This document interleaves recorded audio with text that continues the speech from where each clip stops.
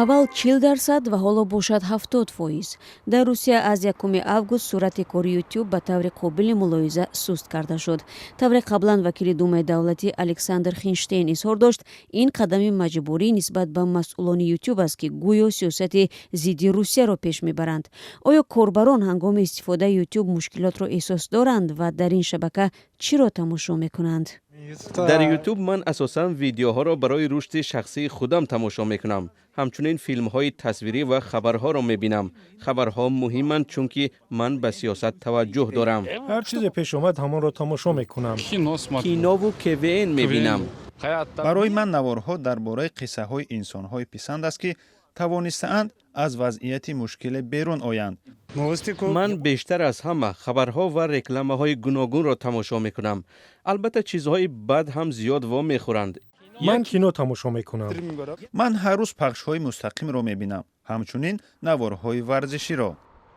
ширкати Google ки соҳиби хадамоти видеои YouTube аст, бо сар задани ҷанг дар Украина дастрасӣ ба зерсохтори худ дар Русияро аз даст дод. Ростелеком изҳор дошт, ки сустшавии кор ба фарсуда гардидани таҷҳизот вобаста аст. аммо таври Медуза маълум кард, кор YouTube қасдан аз тарафи Ростелеком суст карда мешавад. ин гуфтаҳоро вакили думаи давлатии Русия Александр Хинштейн низ тасдиқ мекунад. вай гуфт, ин ҳафта суръати боркунии видео дар платформа боз 70% коҳиш хоҳад ёфт.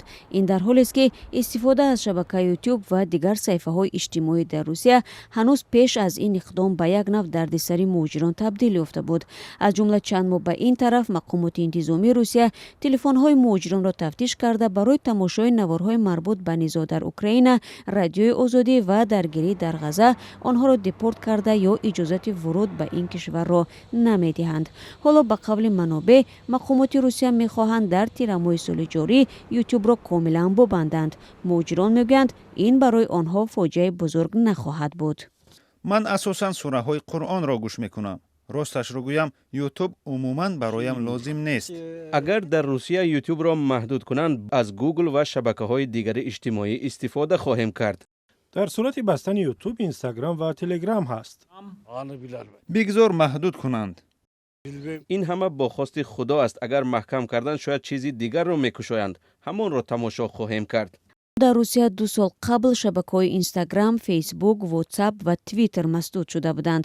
бо вуҷуди ин, корбарон то ҳол бо истифода аз қулфшиканҳо ин шабакаҳоро истифода мекунанд.